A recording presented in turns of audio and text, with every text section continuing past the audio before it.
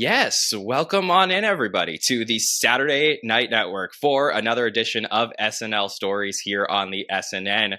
My name is Jon Schneider. So excited to be back with you for this very special interview setting up what you are about to listen to today. We are, of course, here as a presentation of LateNighter.com, and I got my man James Stephens here as well. James, how are you? I am great, John. This is going to be amazing because we've got the man, the myth, the musician, Joe Piscopo. We've been waiting for this one for a while.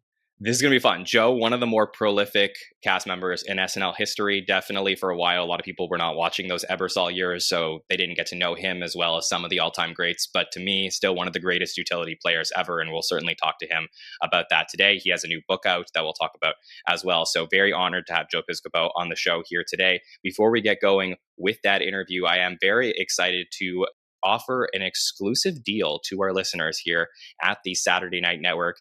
James, I believe you received a nice present from the NBC shop. Can you show the listeners what you got over there? Okay, there you go. It just like it's like we're on The Price is Right. Just tell us what you got. It's incredible, though. It's incredible. They've made a limited number of these snow globes, and I don't want to ruin the surprise by showing you, but I'm serious. If you purchase this, the packaging itself, you know what I'm talking about, is in this Saturday Night Live 50th box. They went all out. This is incredible. I don't know if you can see, but there's the home base stage right there around the snow. It says 8H on the back and the little skyscraper setting there. But what an amazing keepsake. It actually, in the limited number, it will tell you, because a limited edition, what number yours is out of 1,000. Oh, I didn't even notice that. That's very it's cool. handcrafted. Oh, wow. Yeah. All right. So, there you go. Well, like James said, only 1,000 of these have been made. Only 1,000 ornaments have been made. I know it's not the holidays right now, but you can certainly hang these up on your tree next year. And the NBC store would like to exclusively offer our listeners here at the SNN a 25% off deal for these two items that are still available now. So you can get them one of two ways. You can go online and search for the items and use the promo code SNL Network, or you can call the NBC shop to order them, 212-664-5967. They are available 25% off. The NBC employee discount extended exclusively to the listeners here at the Saturday Night Network. So that's what we got coming up here today. Very excited to present you our conversation with Joe Piscopo, and here we go. Yes, that is right. Welcome on in, everybody, to the Saturday Night Network for another edition of SNL Stories, our interview podcast series where we catch up with SNL alumni from all eras of the show. And today we have an amazing former SNL cast member coming on to talk with us. His new book, Average Joe, is out now. Got to go get it. We have so many things to catch up with this guy about. So let's bring in the incredible Joe Piscopo. Joe, how are you? Hey, John and James, great to catch up with you. Thank you for being patient. I know you've been asking for a while, and then we ran into each other at the SNL 50, and thanks for making my daughter Olivia so comfortable as well. Appreciate it, guys. Of course. It was our pleasure, and we got so many great compliments on getting to hear from you at the carpet. So anytime you're a part of the SNL universe, everyone gets very excited, Joe. So really appreciate the time today. We have so many questions to ask you, so let's dive right in. I got to talk. I know it's a story that you probably told many times, but not all of the listeners have heard it. So, you come in for season 6 of SNL. Oof. This is right after the original cast. There's a lot of changeover and anticipation of like, what will the new guard look like? How did you end up on Saturday Night Live back in 1980?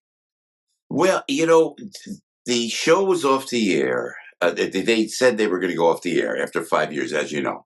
So I was in the comedy clubs at the time. And then, and just as an aside, I wrote in the book where I was at the bar at Catch a Rising Star, the comedy club, and it was Saturday night. No, it must have been like a Sunday night afterwards. And the guy next to me goes, "How you doing?" I go, "Hey, how you doing?" And so I said, talked a little bit about comedy, and I go, "You're a comedian?" He goes, "No." He goes, "We do comedy." I go, "Okay." And I said, "Hey, what's your name?" "Hi, Joe Piscopo." He goes, "John Belushi." I go, "Hey, how you doing?" I had no idea. It was when they first went on the air. And he goes, "This is Danny Aykroyd." Say hi. "Hey, Danny, how you doing?" I had no idea. That's where I met him. Right. So that was when. But Saturday nights we were always working at the comedy clubs. I was coming up at the Improvisation or Catch a Rising Star. But the improv mostly.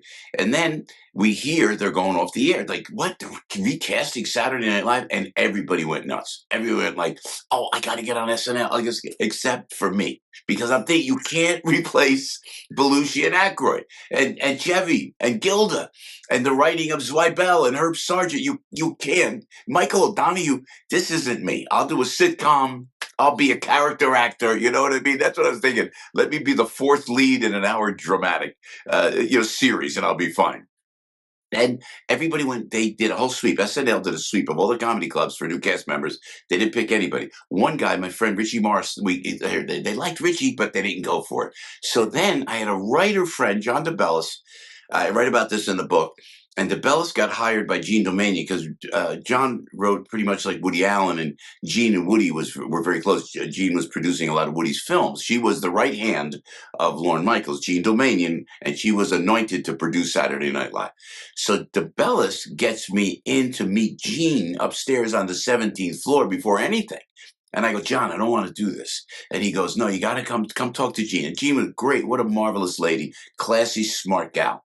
And so we hit it off, and then she goes, yeah, I need a utility guy, and I think you might be the guy. Why don't you come to the audition, the main audition? So I think I bypassed guys. I think I bypassed like 1,000 people who wanted to do SNL. And then I don't know what, I went in, I did the audition. I didn't want it. And I just did, well, you probably saw the audition. They made us sit, the documentary they did on Peacock, they made us sit through our audition tapes and watch it. Not pretty, but you know what? We did the best. we did the best that we could, man. And sure enough, they go, yeah, you got the job. Chris Albrecht, who was the guy that ran the comedy club, who went on to be a legendary HBO producer of The Sopranos and Larry David and Sex and the City and my HBO specials. But we were all starting out, and Chris was the guy that ran the club. He was our agent at the time, and he goes, you got the job. They want you to do it. And I remember distinctly being on the phone saying, Chris, thank you. Please express my sincere thanks. I'm honored.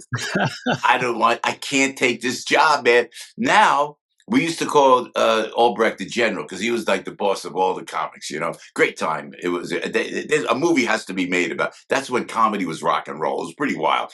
So Chris would go, no, he's going, you got to do this. I'm not taking no for an answer. You got to. And I was making more money doing commercials. I was doing Dr. Pepper commercials. I mean, you saw the guy, I was dancing with David Naughton. I'm a pepper. He's a pepper. She's a pepper. We're a pepper. Would you like to be a pepper too? Wouldn't you like to be a pepper? Yeah. I got a $15,000 check. This is great. I was one day work. I said, yes, And then I did Buick, I remember I did Buick. You get better gas mileage from this full-size Buick LeSabre than from this VW Rabbit, And the cars back there were like $3,000, man. And it was great. And I said, Chris, I can't. I said, he goes, you're doing it. That's it. End of story. You're doing it. Well, let me just interject really quick because this is amazing. And again, I know you're here for many reasons, but I do want to. I have the book, Average Joe, and it is incredible to hear in the book you're talking about some of these things you're mentioning right now. So those that are listening, I encourage you to take a look at it. It's an amazing beginning origin story. You're talking about your family, your parents, growing up in New Jersey, and the heritage of your Italian, upbringing and all that stuff is fantastic. Right now, as we're talking about, gosh, it's crazy to think. We ran into you in New York there for the 50th, and that place has changed so much. So, you get offered this job. You eventually say yes to go up. You mentioned the 17th floor. What is it like to, you're replace the pressure of replacing this original cast, but also to just be like, man, this is where it all happened. You're Studio 8H. The office is on 17. Can you just talk through what that initially felt like? It's a good question, because when I would take my spring breaks in college, and I would go to New York, and I would take the bus, the 33 bus down Bloomfield Avenue, go to Port Authority, and then I'd go right to Rockefeller Center. And I don't know why. Yeah. Isn't that weird? I don't know why. And I would go to 30 Rock, and I'd walk around, and I would see the beautiful architecture. Even though as a kid, I dug it. I said, "Wow, this is really gorgeous here." Not wanting to work there, not thinking about working there, but then, all right, Joe, first day of work, we're all getting together. 17th floor. you come in to 30 Rock, and I walked in and I went, wow, man, that is wild. That was, because again, it had to be, what was it, like 5, 10 years later, coming out of college, maybe 8, 7 years, something like that. And there I am. That's, going up to SNL. And then it was more like, what's weird about it was that in the comedy club, it was a club and it was a bar and it was drunk people and it was fights and it was chaos and bedlam, and I thought, well, I guess we're going to sit around in a bar and we're going to sit around. No, they had offices, they had desks, Oh, these are the writers. We got there's writers, you mean? What do you write? And then Lauren's office was a beautiful corner office, another corner office, and you'll get your own office. And what, an office? What am I, a businessman? It was so corporate in many ways, That's what surprised me. And then we all got together, and I'll tell you, the cast, that cast. I saw Gail Mathias after I saw you guys, and I went to see, and I saw Gail. She came over. She's talented gal. She invented the Valley Girl. She was great. They should not have let her go, in my opinion. She was a great asset to the show, right? One of our favorites. Absolutely. Yeah. God. Over the years, I think people have gone back and watched that season 6 and just realized how amazing Gail is, and that she absolutely should have been brought back with you and Eddie. She was so weird. And now, by the way, she lost her house in the California. I said, It's what? Incredible. That was so sad. But anyway, we talked and we caught up, and I went, wow. And then Denny Dillon, great Broadway actress. People forget Absolutely. She's a Broadway caliber actress, and on Broadway. And then of course Gilbert was one of my best friends. And when we all got together, and Gilly was nuts. Gilly didn't want to be there worse than I didn't want to be there. And you talk about that in the book too. I love that, hearing your relationship from the stand-up crew, and he found his own path because that wasn't maybe the right place for him, but whatever. No, Gilly was, and then just to stay on track, then. I told a story this morning on the radio because it's Eddie Murphy's birthday as we speak. I can't believe it. He's like 64 years old, which is wild, with 10 kids and grandkids. It's like, wow, man, that is so wild, But this was actually before Eddie really became a regular. He was just like like an added player, like one of those players. Right. And it was crazy, but. Eddie was a great guy to hang with. He was a Long Island guy, as grounded and down to earth and funny. So we were kind of having fun. The problem was, it was Saturday Night Live, and we couldn't match the writing, in my opinion. You can't match the timing of the end of the Vietnam War, of Richard Nixon, of that whole 60s culture. And going into 1975, when they started, you couldn't match the timing, the writing. It was like impossible. So we tried to do our best, and sometimes we hit, but sometimes we just totally missed, and it just wasn't working. But then I saw somebody sent me when Charles Rocket dropped the F-bomb. That was NBC's out. That was their. It was almost like it was almost like they were looking for an excuse or something. Yeah. And that's what I want to ask you about, because you mentioned a lot of your castmates from season 6, but Charlie Rocket and even Ann Risley, did you have any relationship with either of them?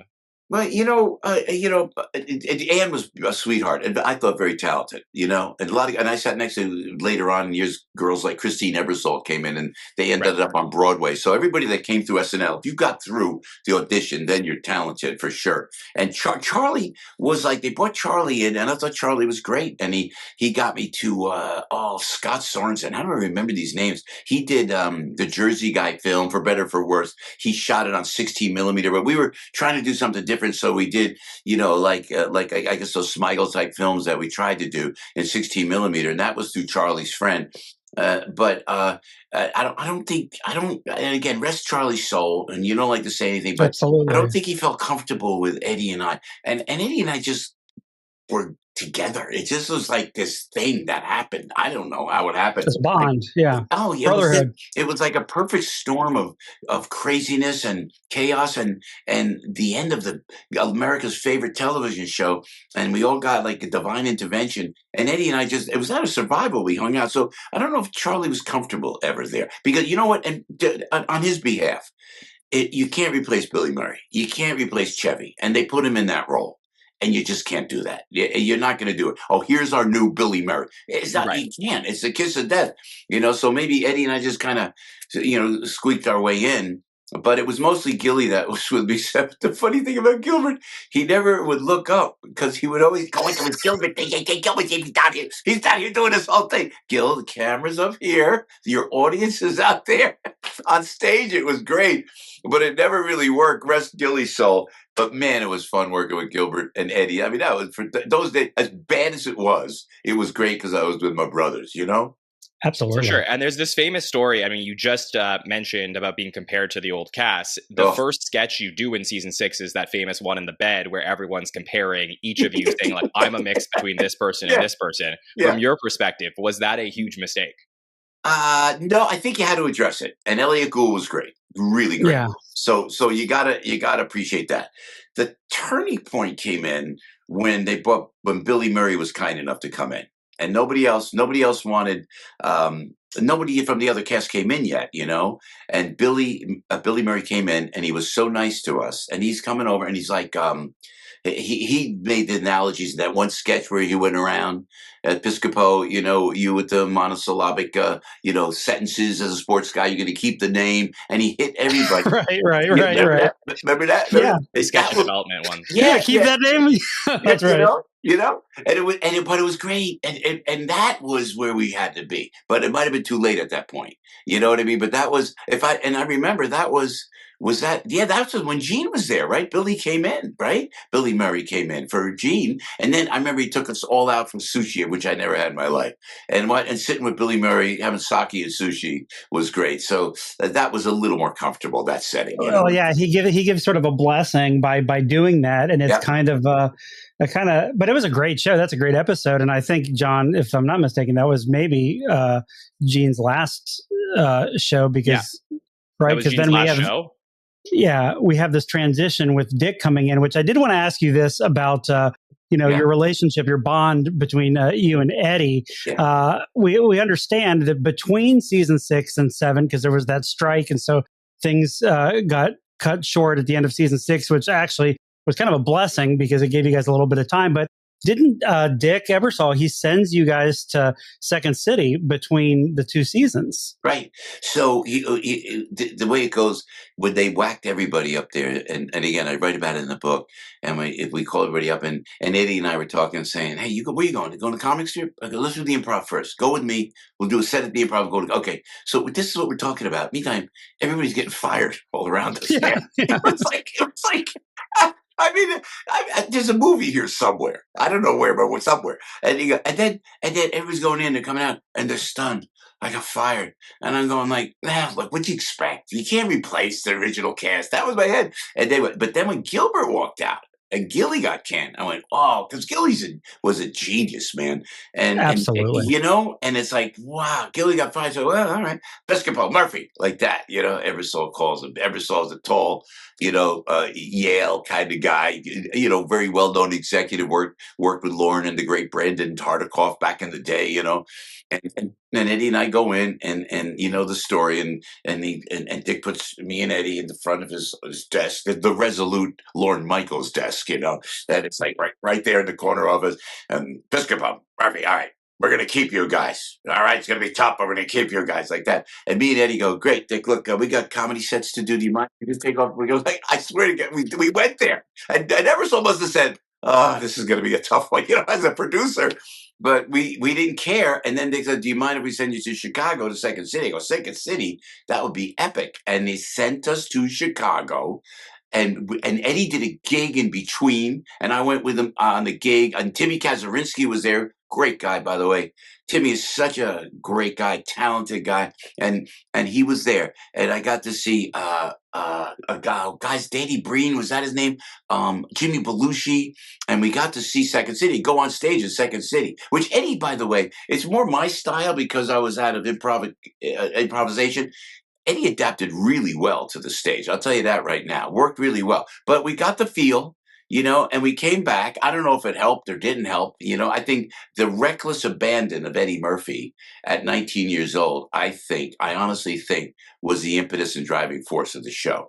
And if I may, guys, I remember before the last show, And we were saying, okay, we did 10 shows and we're off the air. And then they say there was a big full page ad in the entertainment section of the Miami Herald, newspaper. Can Joe Piscopo save Saturday Night Live? Can Joe Piscopo save that? I remember seeing that and going, wow. I said, why the pressure of it? But then we were off the air, so we were off the air. So when they kept me and Eddie back on, we went to Chicago. When Eddie and I came back, organically things started to happen, and it was all credit to Timmy and to everybody on the show, and to the writers, to Blaustein and Sheffield, and to Dick Ebersol. I honestly believe, like I was saying, it was the reckless abandon from Eddie Murphy, that carefree attitude, that edgy attitude, that no matter what happens, man, we're gonna just have fun with it. I fed off of Eddie. I was older. I'm like, I was 10 years older than Eddie. I was like an older brother. Right. And that impetus, I think that impetus, and not to be too dramatic about it, but I think that drove the show. I really do. Yeah, and no doubt I trust your experience with that, with Eddie, who obviously had a huge impact on the revitalization of the show. But I think that this is a good jumping off point to talk to you about what I brought up to you when we were in the line for the 50th, which is to tell you that you just mentioned that Gene brought you on as a utility player. I think there's an argument, Joe, that you are the greatest utility player that SNL has ever had. Wow. If you look at the metrics, you led the cast in sketch appearances, seasons 7, 8, and 9. You were second in season 6, right behind Charlie, but you're still very close. And then we do like an advanced metric. Again, this is like a little nerdy, but it's very, if you love sports and you love SNL, this is where it intersects. Like sports statistics, yeah. Yeah, so your sketch per episode average. So in a given episode, how many sketches you appeared in was second among all cast members with, let's say, 30 or more episodes. Charlie was in a lot in season 6, but you have a 5.44 sketch per episode average, 72 episodes in your career. That's bigger than Bill Murray, Chevy Chase, Amy Poehler, Will Ferrell, Kristen Wiig, Dan Aykroyd, who we talked about a lot. So truly, if you look at the deep stats, you are one of the greatest cast members of all time and one of potentially the greatest utility players of all time as well. So do you feel like you got the accolades for what you deserve based on those type of numbers you were putting up when you were at the show? Well, thanks. I wish you guys had talked to Lauren before the SNL 50th. I said, Lauren, you want to talk to John and James just for a second, please? Just have a minute. No, you know what? We were always the black sheep. We always were the black sheep, for lack of a better phrase. And because even Eddie, with all his brilliance and everything breaking out like that, Lauren didn't hire us. And there was always that. Right. And I say that with respect to the great Lorne Michaels. And you just I always felt like I didn't belong there, but in the meantime, I just have to tell you, there were times where I needed help in a television show or developing a project. And Lorne has been there like a brother. And also one of the great Lorne Michaels stories. I don't know if you guys told, did I tell you the time? I don't think I did. And we'll go back to being overshadowed and feeling like the black sheep. Yes, I did. Unless to this day, I feel like I don't belong there. It's like that. But this Lorne Michaels story, if I may, guys, please, yeah. We were at the Tunnel to Towers Foundation. And then I can say marginally something criticism wise about Lorne after I tell a nice story about him. Okay, there we go. There you go. I won't. But I go to the Tunnel to Towers Foundation. I work with the great Tunnel to Towers Foundation, working with catastrophically injured. And there was a guy there at one of the 5K run and walk, and he was a sergeant, and he was, catastrophically, really just from the waist down. He really didn't have a body, but he was in a wheelchair and he was positive, and his wife was there. And he said, Joe, I'm a big Saturday Night Live fan. Gosh, we never would ask this. This is what the sergeant goes, are there tickets? Or can you get tickets? I never asked Lorne for anything. I would never ask Lorne for tickets because I always felt like I was the black sheep. And I didn't ask any ever. For all these years, I've never asked for one thing. I said, you know what, Sergeant? Let me make the ask. I called Lorne's office. They were so nice. They say, absolutely, not a problem. Told them the situation. And I remember, I forget where I was, but it was a rainy night. They were going in. They got dress rehearsal tickets. So they were calling, Joe, we got dress rehearsal tickets. We're great. I said, okay, great. Guys, have fun. God bless you. Go ahead. They go in. Lorne sees the situation. He has them stay for the main show, and they go to the after party. Wow. They went to the after party. Isn't that great? I mean, a veteran. But anyway, so yes, I always felt like the black sheep. And after when I saw you guys, it's so funny. Going into, I mean, I'm going to talk very frankly, as I always do, or I'm organically honest to a fault. But when we start doing they start doing the Peacock documentaries, which I would suggest everybody takes a look at. They were great. Were they not great? And they were great, and we were so pleased to see you in it, Joe. Yeah, well, thank you, because they said, Joe, they treated me so nice, and I was there, and then they did the documentary, and I can remember we're talking about they had everybody there in Saturday Night Live history, and then I remember I could hear my voice saying, at the end of one of the documentaries, I said everything I've done, I owe to Saturday Night Live. And they closed it with me. I'm like, this is great. Then we go to the SNL, the Coming Home concert, Jimmy Fallon, Yeah. and it was like being, and I go, oh, okay, I got invited to that. I go in, they put me up front. I'm in front of Tom Hanks, man. They put me right up front. Did a little shot of us with my daughter, Alexandra, this is great. I knew what was going to happen. I knew as soon as I went into the SNL 50 that night, I'm up in the nosebleeds. They went, I knew it was going to happen because it was so obvious. All right, I'm like, you guys are too young, but there was a guy named Bob Uecker. Remember the Bob Uecker guy? Oh yeah, I must be in the front row. Okay, Yeah. I'm up there in the nosebleeds. And Bob hosted the season after you left, I think. Yeah, right. You're right.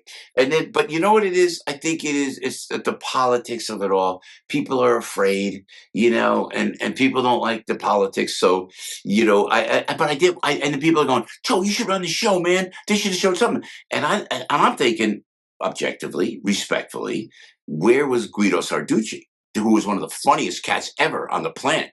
Don Novello is a comic genius. Where was Sarducci on the 50th? And I'm watching, and I see Don there, and I know him. I go, Don, but you're still going up there like this? So he didn't. And so a lot of us just didn't make the cut. And we're sitting there, and I'm with Jimmy Brewer. I go, Jimmy, why don't you run down? You do Pesci, I'll do Frank Sinatra, and we'll get some action going. That would be great. Yeah, it was good. And then Jimmy Belushi was there. And then at the end, this was the best. This is the inside line. And I'll say this again objectively, but you guys are so wonderful. You really are, Jon and James. You really are. It's the ending. I hear the goodnight music, which is a psychological sense of relief for the rest of your life. When you hear the ending music of Saturday Night Live, you hear any waltz that's in the key of A, you're just like, yeah, anything, and then I sneaked in Olivia, so she got to see the action, and I'm happy just to be there, I have no ego. This is great, and then so I'm up there now. As soon as the good nights, everybody's scrambling to get on stage. Everybody. Oh, geez, I better get down on stage. I gotta wave goodnight. I gotta wave goodnight on TV. You know what this means in Italian? You know what I mean? I'm going like I said, I couldn't, and I'm looking at Don Novello, genius Novello, where I'm up there, and I said, they didn't show a second, and I don't. Believe me, I don't have an ego, which is why I'm not really like this big star, because I don't get offended by these things. I'm just happy to be working.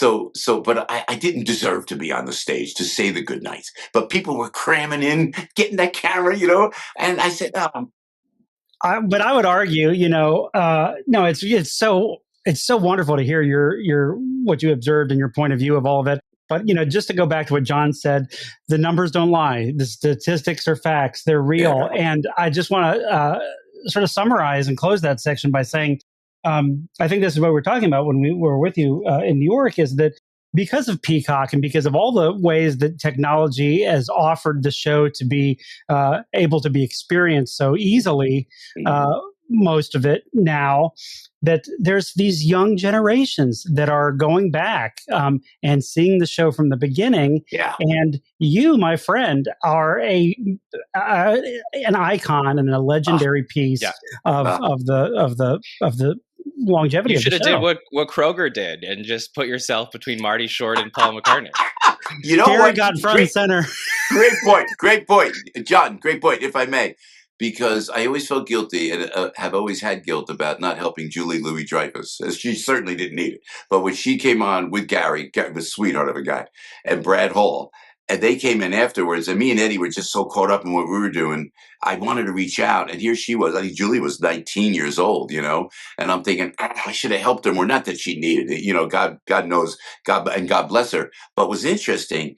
I know, I don't know for a fact, but I'm telling you right now, we probably haven't. I thought it was great that Julia put Gary in that seat. Because they were so close friends, and Brad was there, and Julia was. That was a show of class.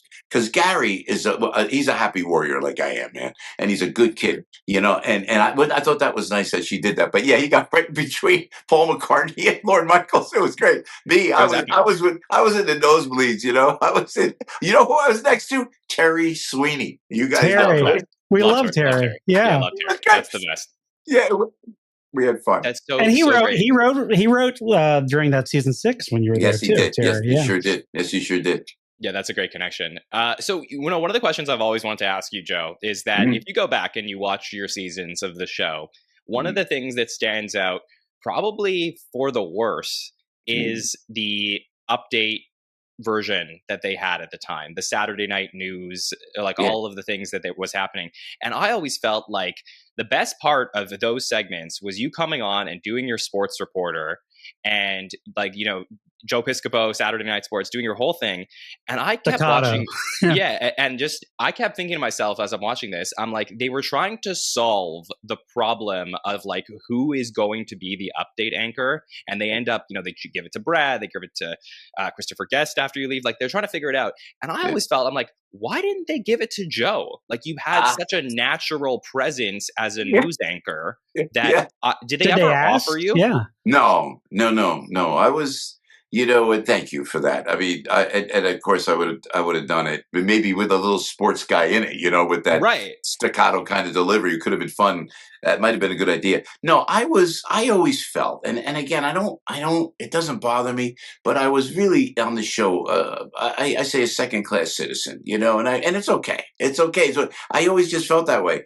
And grateful to be there. I was a workhorse. I was, Dan Aykroyd was my idol. So you see the quote in the book where that Danny wrote the nicest quote for me on the book. If you can read that. And he said to my fellow utility man, because I said, Danny was the utility guy, and I was happy to be there, but I never pushed anything like that. I never, looked like hosting. I was just the guy. But so your words are really appreciated, and I know my mother, rest her soul, is watching down and blessing you guys for your nice thoughts and comments for sure. Thank you. Congratulations, congratulations to my fellow utility man from Dan Aykroyd. Absolutely. How cool was that? And you know what? Can I tell you a story too? Is that I wanted to get. The publisher goes, Simon & Schuster, they were great, Forefront Books. They go, hey, who can you get? I go, I'll call Dana. But Dana Carvey, to me, epitomizes everything great about Saturday Night Live, because he did those in-ones, Church Lady. Dana is brilliant. And he's such a sweetheart. So I asked Dana, and they put his quote right up front, and then they go, who do you really admire? So all of us, including Dana and Jimmy Fallon, I think we all look up to Danny Aykroyd. He's like the captain of the starship SNL. Danny was the guy. The way he executed characters, the way he just held back, he was measured. He never used prosthetics, He just, when he did Jimmy Carter with a mustache, I mean, really? He was the guy, So they said, you can get Danny Aykroyd. I don't know if I can get Danny Aykroyd. I know him, but I don't want to ask him. So through the channels, getting to Danny is getting through a whole nother world. I went to his girl. Where is he? Well, he's here. Where's the address? Where do I send your manuscript? I finally got it to the manuscript. He read the whole book.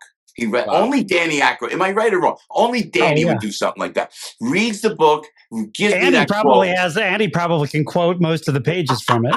Because of it, man, I got to tell you something. That guy, Dan Aykroyd, he really, again, I thought, I love Belushi. Chevy was great. And Gilda, I see a lot of Gilda out there now. It's about time, because she blazed the path for women everywhere.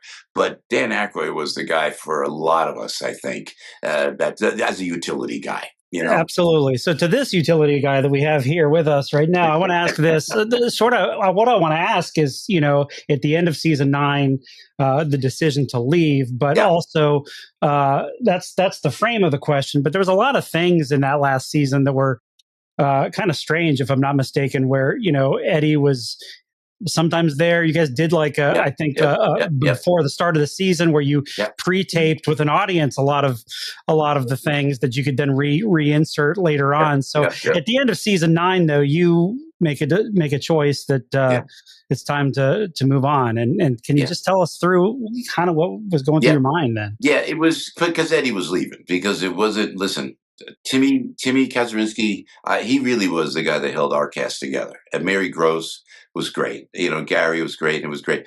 But Eddie was leaving. Man, we came up together. He was going, and it wasn't going to be fun. And also this, because I'm a good soldier, and they were bringing in Chris Guest, Martin Short, I think, came in, right? Billy came in. Billy Crystal came in, right? And Jimmy Belushi was there. So, and I'm going, they don't need me. They don't need me. So I said, I'm good to go. And I think this is the time to go, because I'm not going to have the fun that I had with Eddie like that. But the interesting thing is, this is a story that I tell, but I could, the audiobook, I really kind of was more explanatory than the book is itself, because I could talk better than just written words, Inflection, right? Yeah. Yeah. So if I may, it was interesting because we're doing the show. Me, Robin Williams, Billy Crystal, Robert Klein, Dick Cavett, Woody Allen. There was a great management group called Rollins and Jaffe. Charlie Jaffe and Jack Rollins, Letterman. It was, and I remember when they asked me to be part of their group, that management group, Bill Maher said to me at the time, he goes, you've been knighted. He said, you've been knighted. And it was great. So I'm on the show. And now I'm in the most elite management group. Eddie's management got really mad at me because I should have been with Eddie. And in retrospect, I probably should have gone with Eddie's group, Bob Wax and Richie Tink. And I'm telling you all the inside stuff in the weeds like that. That's great. No, it's wild. So now I'm with them. Now Dick Ebersol goes, I want Robin Williams on the show. And I go, oof. I said, Dick, that's a big ask, man. Let me check with the boys. So I talked to the management. They want Robin. And the management, and they're very, very smart. The top management group, they go, they got to take Billy Crystal first. How about that? I said, well, good move on their part. And I go, great. That's great. Billy on the show. This will be sensational. I'm a Billy fan. So I go talk to Ebersol. And I go, now this is me. First, I'm talking to Gene about hiring Eddie. Now I'm talking to Ebersol. Billy should come in. But Billy had his variety show that didn't work, so Dick wasn't sure. I said, trust me, Dick. And this is what it is. You're going to read elsewhere in other publications. This is what happened. And I haven't really talked about it. I touched on it in the book, but I don't like to say. And I talked Dick and said, you're going to use Billy Crystal. You got to use Billy. It's going to be great. And then it's going to be Robin. Believe me, that's great. I'll take, and I don't take credit for anything.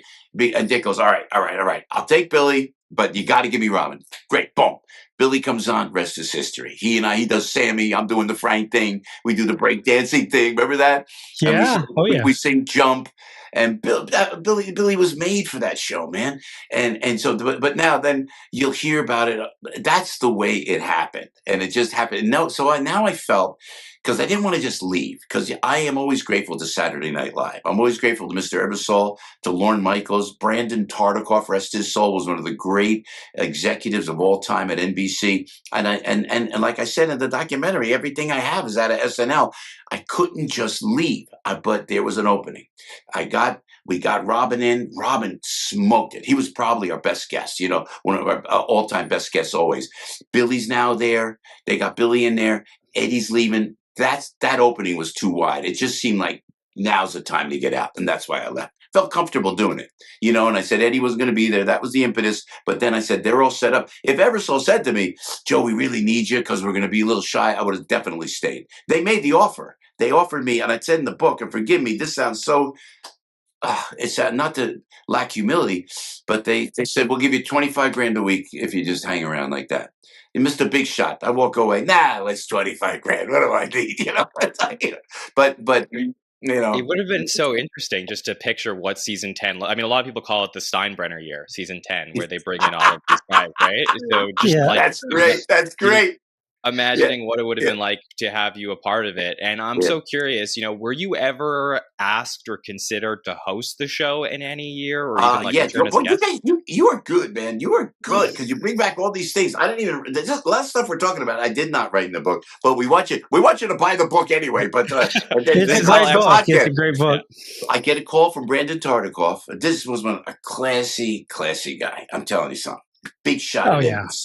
And a smart guy. He's the guy with Eversole put Saturday Night Live. Anyway, And he Brandon hosts. calls. He hosts. That's right. That's right.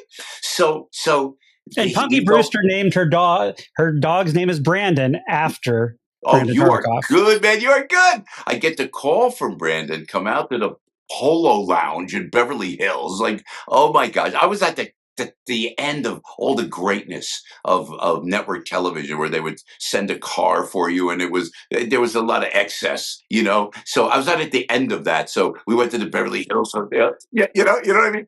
So now we're having breakfast, and it was the end of our era. And Brandon goes like this. He goes, this is what we're thinking about. We want to have maybe 4 rotating hosts throughout the month. You, Billy Crystal, and he mentioned I don't remember the 2 others. He goes, maybe Robin or something like that. And bang, bang, bang, bang. Would you be willing to do that, to host like an ongoing rotating SNL? And I go, absolutely, Brandon. Anything for you, man. I would have committed to for sure. That was the only time.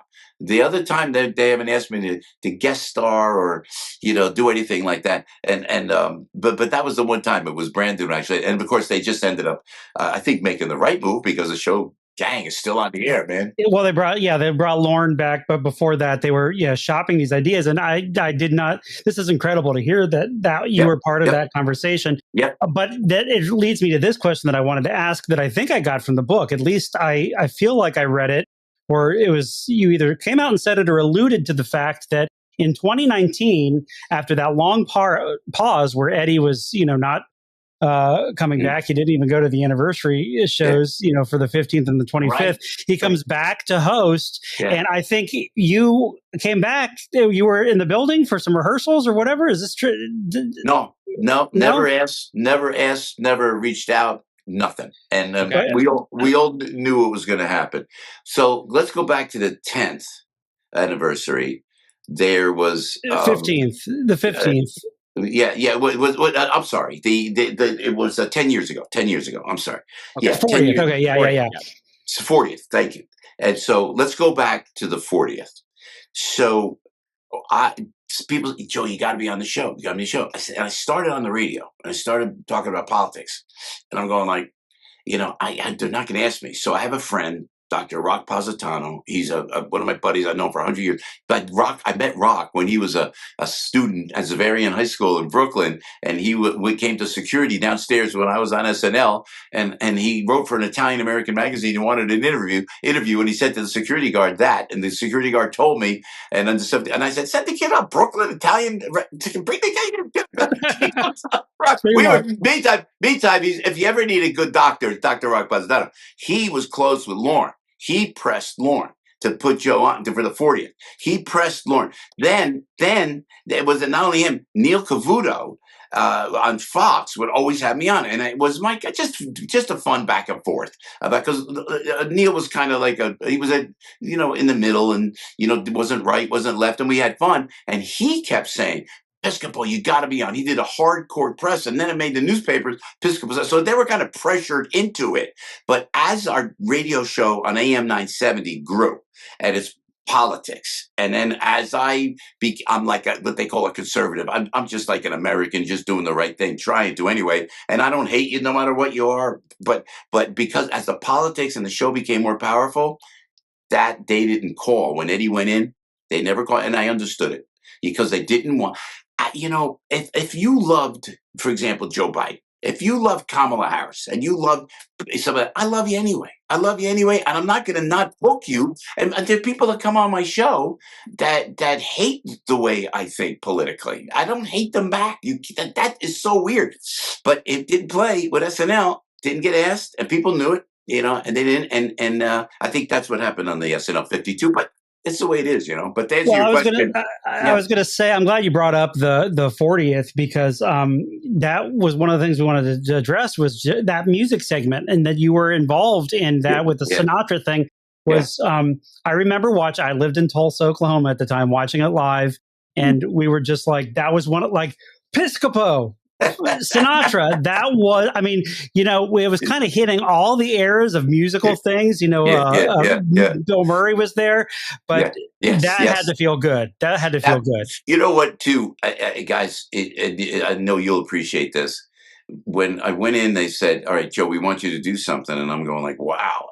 Again, I was only on the radio for a year, so I don't think they even knew it, or they weren't listening. Right. That's all right. And Lauren said, "All right, put Piscopo on," because he was pressed to put Piscopo on. So now, with the beauty of SNL that people don't. It's the best production. It's the top of the world. It's the standard. And I've been in Hollywood. I've been on film sets. I've been on location. Nothing is as spectacular as the production of Saturday Night Live. I got to tell you, and I know you guys appreciate it. So they go, "Joe, you're gonna do?" I go, "Well," and then I had a gig the day before, and or 2 days before, and to a very loyal guy. I'm all about loyalty, and I said, and so I did the gig in California. Missed the first rehearsal because I think Will Ferrell was in it. I think was it Marty Short was doing something. I thought in that. Yeah, Marty and Maya Rudolph. Yeah. Maya was in. So then I came back, no rehearsal, and I think did we do a dress? I think we did a dress. Went back to the hotel. They had my wig perfectly planned. They said as I walked in, they got a Sinatra wig, and then they go with the run through. "Hey Joe, I had the prop guy, I had the sound guy, I had the card guy, I had everybody with me, and it took literally 60 seconds when they said, 'Joe, we're going to hand you your drink, and you're going to take the drink, and then we're going to light the cigarette. They're going to hand you a lit cigarette in your left hand. The cards are going to go in front of you right here. But you're going to do your line, and then after your line, you're going to put the cigarette out in the drink because we don't want to burn that place. And give me the drink. Fred's going to take this, boom, boom, boom, like that, like clockwork.'" That's why when I'm on radio, they always say, "Oh, Joe," they call me beyond the people. They think I'm like being snotty. I go, "No, it's what I came up with perfection. I mean, perfection. They had a tuxedo that was perfect. Wig was perfect. Makeup was perfect. It's Saturday Night Live. The It's management of it all. Yeah, boom, no, absolutely. boom, and boom. Beat, and I love everybody in Hollywood. A lot of folks don't like the folks in Hollywood. They're great. You can't touch, in my opinion, Saturday Night Live with the execution and professionalism of wardrobe, of makeup, of designs, of sets. It's incredible. Well, into that, yeah, no, John, sorry, going on, but to that note, some of those crew guys, I mean, they've been there, Johnny Pinto on the cameras Johnny or whatever. Pinto! That's my guy! Like I was going to say, when you come back, there has to be that reunion of even the crew, right? That's all I cared about. I missed Eddie so much, and I gave Eddie such a hug. And I said, "Thank you for this ride, man." I said, "This was great." And we just, there was a great electric hug between Eddie Murphy and I, and Robin Duke, my fellow whiner, and we're whining there, by the way, at the SNL 50. "Do we have to sit through this whole thing? Oh, it's so long. We got diverticulitis." And me and Robin are like complaining like that, man. But yeah, man, it was like when we went back in there, and I said, "So everybody," and then I said, "Where's Johnny Pinto?" Johnny Pinto's camera number one since day one. And I remember, and Bobby Van Ryan, Joe Dixon, and all the stage managers.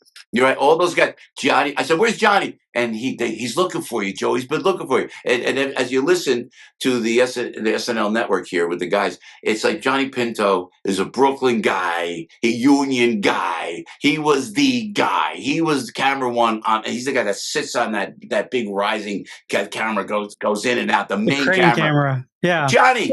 Yeah, it was. But it's like when I'm there with my wife, he takes her by the hand and kisses her cheek and all that stuff because that's just the.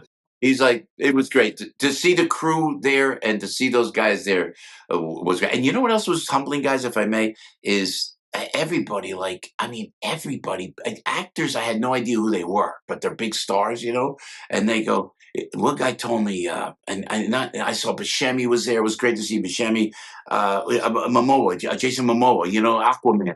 Oh my God, this guy's great. And then somebody walked by and said, he goes, "You were the foundation," like that. That's what he said to me. "You were the foundation." And I'm looking behind me, looking for Danny Aykroyd. He goes, and people say the nicest things like that. So all of that and your kind comments, they're so appreciated because I got to tell you, we worked hard on that show. I worked hard. I worked hard. I was obsessed with it to do it right.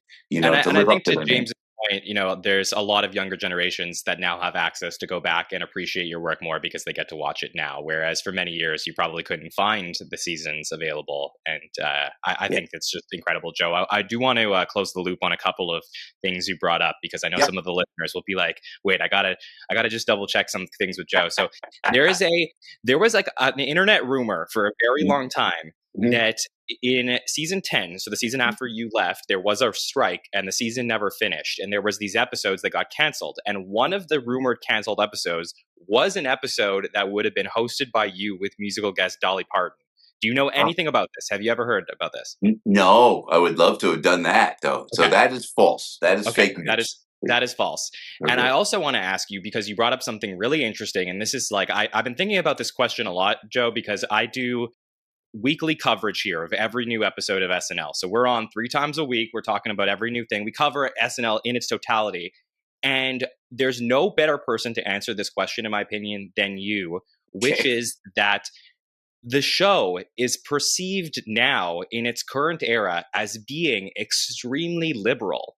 And for you, who does a radio show, and a lot of conservatives feel represented by you and your show, do you find there's any like incongruency with, you as being such a big star from this show that is now perceived as being so left-leaning, but you represent a lot of people who seem to dislike the show or feel like the show isn't for them anymore? And how do you reconcile all of that? Because I think that you are such a great representation for the history of the show. Yeah, thank you. It's a great question. And I'll tell you what, John, I draw the line. So, for example, and I'm so glad you brought it up. And the answer is, a simple answer is, I just don't hate anybody. I always preach, my politics are probably right of center. I'm socially liberal. I'm an old Democrat, but Donald Trump, I've known 100 years, and there's things that we are doing I think in his administration, like helping at-risk children, which has been my mantra like that. But when I'm on the air. You could criticize me, you could criticize whatever it is, and I walk the line. It's not like a hard right, when they say conservative, they think, oh my gosh, they use the word Nazi all the time. It's not that. I stay right down, I think, down the middle. And sometimes I get fired up if something really ridiculous happens. But to answer your question, and the way I keep it even and measured, is because I will say things like this, like talking about the SNL 50, and people don't like certain people. I really don't like certain people, John, to your point. Oh, and it's like, no, and now I'm going to tell you right now. So Robert De Niro goes off on his politics and his political rants, and you probably heard me talking about it. And then I was there after the show. Everybody ran to the stage to wave, and this is how I work with it. Just to answer your question, I hope it's not too long for him. So now I take Olivia down. Come on, we'll go meet everybody. I see Jack Nicholson, Hey, Joe, how are you? It was great. I said, Jack, you're from Jersey. You're a Jersey guy. He loved it, And then I saw Keith Richards, and I said, my God, you're alive. I said, look at you. I said, this is great, And it was great. And then we saw Ryan Reynolds and Adam Sandler. Adam's one of the great guys ever, like that. And we're there, and we're taking pictures. And then I feel somebody next to me there, and I look over. It's Bobby De Niro. Now, I met Bobby De Niro before. I've done the Robert De Niro impression on one of my HBO specials, but I don't say Bobby, because it's politics, and he hates what I believe in. And now we're gonna have a fight right on home base at Studio 8H. So I avoid it. So now, walking out, where I see Johnny Pinto, we have a whole home week. I see all security. Hey, how you doing? I'm walking, and Olivia's behind me, my daughter, and I look, and next to me, it's Robert De Niro again. It's Bobby De Niro again. He looks over, he does a double. Hey, Joey, how you doing? How you doing? You doing all right? How you doing? You all right? You're doing all right? It's Bobby there. I said, Bobby, that was funny what you did with Rachel Dratch. That was great. You took that beat. You took the beat. The camera. Thanks, Joey. And then I said, we have a mutual friend. And I said, you know what, Bob? I said, if I may, we stop. It's me and De Niro, politically opposite. And I said, our friend, I said, he loves you. You made him get everything that he has. He says, thanks to you, Bobby. Like that. That's very nice, Joe. That's very nice. How you doing? You doing all right? I said, I'm doing good, Bobby. He takes his hands, puts them on my arms, and then he gives me an Italian kiss on the cheek. Hey, you take care of yourself, Joey. Take care. What am I going to hate that guy? I'm a big fan. People on, you're right. There are people who listen to me. Oh no, you can't. And then the homecoming, if I may, guys, the homecoming. I'm with my daughter Alexandra, and then she goes, "Oh, there's Tom Hanks." And I go, "Where's Hanks? Where's Hanks?" So I hang back. Tom, of course, traffic is stopped around Radio City Music Hall. Everybody stopped around the great Tom Hanks. I fade back. He spots me. He goes, "Joe Piscopo." Tom Hanks says that. "Joe Piscopo." And I go, "Wait." I said, "Tom, how are you? Good to see you, man. Meet my daughter. Another Piscopo." He goes like that. He goes like this. Another Piscopo. Another Piscopo. He goes, Joe, I got to tell you, you're morphing into Frank Sinatra. You look more like him every day. Right? We're cracking up laughing. It was great. Hanks is a great guy. This is a great guy. He's an American treasure. I can't and I say it on the radio. And if they don't like it, I go, "Let's look it. You don't have to like it." These are nice people who I respect and love, and I don't let the outside. It doesn't work the other way, because if I go and I have breakfast with President Trump a couple of weeks ago, oh gosh, they don't want to hear it. And I don't know why people they don't tolerate that. So I walk the line, and I unabashedly go in, and I will say on the air, unapologetically, that look, De Niro was great. That was a classy thing that he did. Tom Hanks was fun. I talk to everybody. I talk about that people don't like because of their politics. I said, you got to put Bruce Springsteen. Everybody gets mad at Bruce because of his politics. He's beat with Michelle and Obama and everything. Bruce is the greatest rock and roll artist ever of all time. I'm the writer. It's Springsteen. Stop it. So that's my attitude. To your question, John, long-winded answer. I apologize for that. This is great stuff, Joe. It doesn't work on the other side. It doesn't work on what he voted for. Who? Not, you can't have him on the show. No, you can't. They're more intolerant there. Where the folks that listen to me, and they're mostly women, by the way. And I don't know if they're conservative. I think they're more common sense, regular folks, who just believe in God and family and country and that sort of thing, And they understand and they get it. And I don't get the meanness, but I'm not going to change. You know what I mean? I know who I am. And I'm not going to go, "Oh, gee, I won't get on SNL. I won't be able to go with Eddie Murphy on Saturday Night Live because of my politics." You know what? I'm doing the right thing in my heart and in my soul, And I wish Yeah, I'm sorry to interrupt, but I was just going to say what you're describing kind of reminds me, I've heard you say it before, is your take on Frank Sinatra, is that you were always, it's a comedy show and there's humor, but you were always trying to be respectful of the person. And so I think that sometimes we have lost our sight. There's sometimes more meanness out there these days than there is understanding. And that's just, both sides. Yeah. And Frank, and the thing with Frank Sinatra, it was that. Thank you for saying that, James. It was respect, all about respect, all respect, right? And Joe, I think obviously the world is more divisive than ever, but I do think, just talking about this institution that we both hope, will go on for another 50 years, another 100 years, and they'll continue to churn out amazing comedy legends. I do think in your own way, you are an incredible unifier based on your position, where you are, what you stand for, and the fact that you are an amazing representative for this show. Whether you feel like you are or not, of course, that's a different story. But I believe that you are one of the greatest representatives of this show, and your role that you play as an alumni is more important now than ever. God bless you. God bless you for saying that. It's just, you get older. You guys are young, God bless you, but you get older. They say, that with age comes wisdom. And boy, it's amazing how clear you see things as you get older. So you got something to look forward to when you get older. I appreciate that. But you guys got a lot of savvy now. I got to tell you, and I got to tell you as well that a lot of the people, it's all gotcha journalism. It's all sensational clickbait journalism. What you guys have done, and I'm so glad that I stopped there with Olivia to chat with you, because the questions were real. You knew your facts. You were locked and loaded, which was, it kind of took me aback. I went, wow. So that's why I called our gal Stacy. I said, I got to talk to these guys. They asked before and we couldn't work it out. So God bless you. You're a busy guy. You're a busy guy. Oh, it's great. Please. That's the whole thing. It's like it's like with radio, man, I'm getting up when we used to come in. We'd go to the after party at Saturday Night Live. You know, you get home like 5 o'clock in the morning. I'm getting up at that time, 3 o'clock to do the radio show. You know, I feel like Pacino. Just when I thought I was out, they pulled me back in. You know, So yeah, but as we sort of, we could talk to you all day. I mean, seriously, this is so much fun. This is incredible. I just want to say to people who are listening that Joe and sometimes his kids, his family, if they're ever in your neck of the woods performing, I saw them, my wife and I, a few years back in Richmond, Indiana. That's great. That was it great. Was Joe Piscopo and his big band. Mikey, his son. I'm serious. I'm not blowing smoke when I say one of the most incredible musicians on the planet. His skill on the guitar, and this man right here, Joe, you played like what, 5 instruments that night? Like seriously.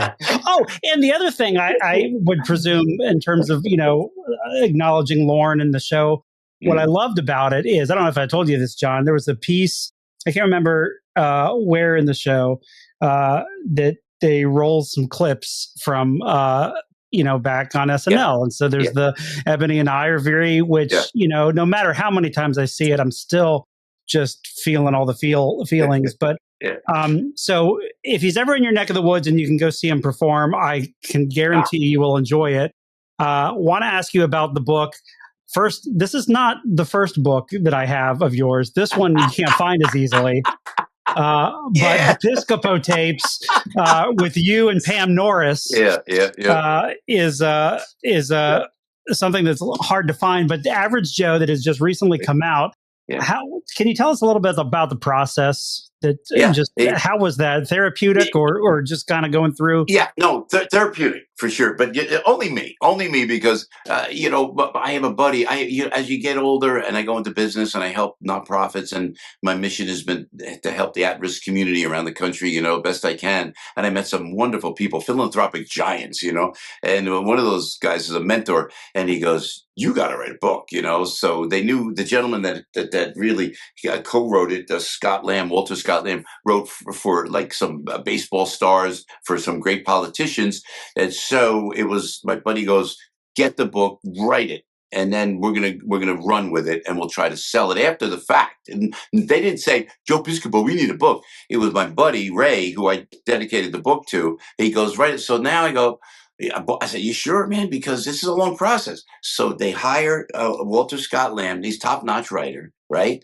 And we started writing it, and I think we did like a sample writing. And then I met with Forefront Books, with Becky and the team at Forefront Books in Nashville, and we hit it off. They said, "Joe, this is going to be great. You're going to do it." So from there, I really put the pedal to the metal. I went, okay, let's really do this. We had sessions where you would sit 3, 4, 5 hours, and it was therapeutic. And Scott's the guy that kind of compartmentalized everything and made it readable. But I could talk about my Italian American heritage. I could talk about the greatness of America. I could talk about making a transition from just being like a show business guy, helping in the nonprofit arena and the tough time, cancer. But I talk about the cancer when I had cancer, when I'm on SNL.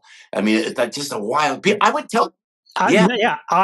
For people who, like myself, feel like I know quite a bit about the show and the people on it, I had no idea. I had no idea. Guys, and it's in the book. And just because we're here, and then it's like I go to get my sore throat checked, and my brother-in-law at the time, rest his soul, Olaf, and Dr. Haraldson goes, "Hey, you got something in your throat." This was a 2-week break. No, this was right before we had a Christmas break, 1981. It was when we first started going on. And so he goes, "You should get that checked out. You got to get a biopsy." So I go in the middle of all the SNL stuff, in the middle of all, and they go, "Could be something." I go, "It's not going to be anything." I was a cocky kid. I said, "Come on, we got this. Me and Eddie are having fun. It's going to be great." They go in, they do a needle this big. They go in, they take out something out of my thyroid. It doesn't look good. It may be something. Listen to me. I'm on SNL, and I'm 30 years old, 31 years old, whatever it was. And they go, "No, we're going to have to go in and check out." And I don't tell anybody. I tell Eddie.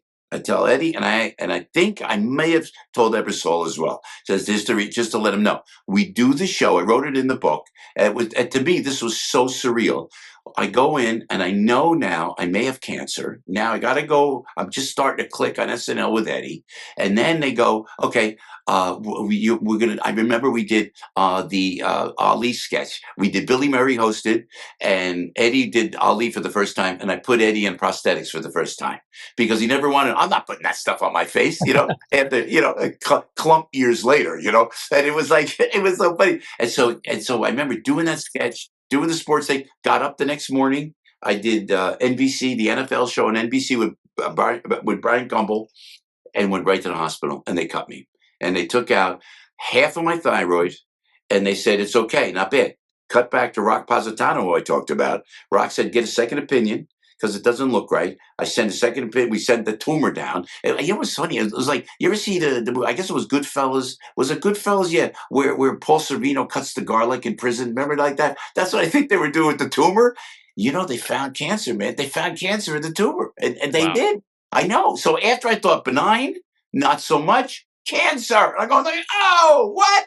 And it was encapsulated, but it was a medullary carcinoma, which is a very aggressive form of cancer. So, and I say to all the cancer heroes watching now, you read the book and it'll help you get through it. But all of that I had to go through and everything, at the time, it was just like, and you know what? That, by the way, if I may, it changed my whole outlook on everything. On everything like that. Absolutely, I love like any book that is a memoir or something like this is an opening into a person's soul. So it's like to hear, you never know really what somebody is going through or dealing with. I poured it all out, share man. It. And that's what I love about it. And for you SNL people, like you crack the book open and it starts with a flashback to 8H on it's like 11:20 and nobody can find best. Eddie Murphy. Yeah. You know what, guys, if I may, and I'll hold you up and I'll let you go. Great talking to you, by the way, but that was the best. It opens the book because this is the impetus of the book because of the stories that I tell. I told them on the radio, they said, write the book. So we did. And hopefully you'll get the book, you like it. But man, my fondest memory is it's 11:15, 11:20 or so, maybe 11:25, 11:30. It's a hard hit live. We rehearsed. Eddie and I have done our warm up already, and then they can't find Eddie as we're about to go on the air. And I wrote about the book, and I don't think Eddie will mind me telling you that they can't find him. And Ebersoft screaming, "Piscopo!" I said, "Sir," he goes, "Where's Murphy? Where's Murphy?" I don't know, boss. I don't know. Yeah, I'm sure he'll be okay, but I knew where he was. I knew he was. And I don't want to break confidences. I think I allude to it in the book, but I'd never seen, and I think Eddie wouldn't mind. I'll tell you what. This guy, he was admired by many. Let me put it that way. And he's smooth. He was so smooth. So I'd have to run up, and then when you go up from that's not easy to get to. No, because Lauren switched the elevators so John Belushi wouldn't meet any of the executives on the lower floors. That's when Lauren switched. You got at the ninth floor, you got to switch over, and you got to take another elevator bank up. And I'm like banging on the door, Eddie, showtime, all right. And we really, literally bolted down the elevator, made that switch, come down to 8H, run down the hallways, security, boom, they open the doors. Me and Murphy walk into the doors. It's live in front of millions of people. Nothing like it, man. I'll always be indebted to Eddie for that. That's Saturday Night Live. That's Joe it. Piscopo. Don Pardo, baby. That's it. No wonder you didn't want to come back without Eddie. I totally understand now. You know what I'm saying? It was great. I appreciate you. Joe, you gave us so much time today. Very generous and sincerely. I appreciate every one of your stories. You are incredible wealth of knowledge about this show. So hopefully this isn't the last time we get to talk to you. You come back with us, and really encourage all the listeners to go get Average Joe. Listen to Joe's incredible radio show Monday through Fridays, right? Yeah, AM 970 and Sundays with Sinatra, which is on WABC in New York, streaming or syndicated around the country. And I'm paying homage to my one of my really true heroes, aside from my father, Francis Albert Sinatra. So thanks for that, John. Thank you. Yes, indeed. 100%. Well, we appreciate you, Joe, and we will catch up with you soon. God bless you guys. Keep up the great work, boys. All right, James, what an incredible conversation with our man, Joe Piscopo. I know this is one that we've been trying to get for a while. I'm so glad that we were able to win him over from being in the line at the 50th, but great job by you and really just an incredible conversation. No, I loved it. And when we talked to him at the 50th, there on the red carpet, and we posted that video. If you haven't checked it out, you should. What I've loved about it is the comments, on the in YouTube, because people have acknowledged how much he was getting a kick out of our questions, and just we had a great time. Joe's great. That was a great interview. Yeah, I really appreciate all the time that he gave us. We weren't sure how long we were going to get with him. And he was like, no, I'll talk to you guys about anything. So anyways, it was just so great. He's an incredible guy. So hopefully it won't be the last time we get to talk to Joe Piscopo here. If you enjoyed the interview, let us know what you thought. Put some comments here down below on the YouTube video. Give us a thumbs up and let us know. You can always review the podcast on Apple Podcasts, Spotify as well. Check out all of our social media. Of course, we'll be posting about this interview and all the other coverage that we're doing. We're right now very deep in the middle of the end of season 50 coverage. So we just had that Jack Black episode. I'm sure it was fantastic. And we will also have the Jon Hamm episode coming up this weekend. So I'm very excited to talk through Jon Hamm finally returning to host the show. So to never miss any of the coverage we have here, make sure to subscribe to the podcast, YouTube, Apple Podcasts, and Spotify. Follow us on all socials at the SNL Network. I want to thank LateNighter.com for being our presenting partner for the show here today. I want to thank James for joining us and all the time that you put into preparing for this interview. And of course, my man, Joe Piscopo, for joining us as well. So on behalf of everybody here at the Saturday Night Network, my name is Jon Schneider, and we will see you next time, everybody. Have a good one. It's on the Saturday Night Network.